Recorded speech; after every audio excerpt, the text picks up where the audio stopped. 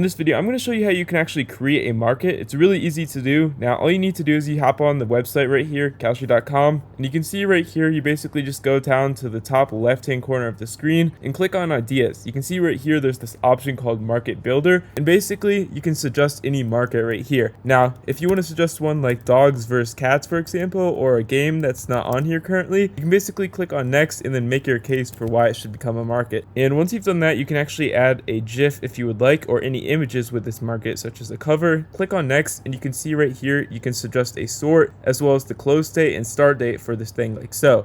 And basically, once you've done that, you can actually see right here, we click on the post, and it'll basically just go through the official Kalshi market, and they might add it. Now, it'll basically just be pending review, like it says so here, and you can see all of these other ones like so. But if it's a decent market that you've suggested, there's a decent chance it will actually end up and be available for trading, and you'll get a notification if yours does end up passing this process.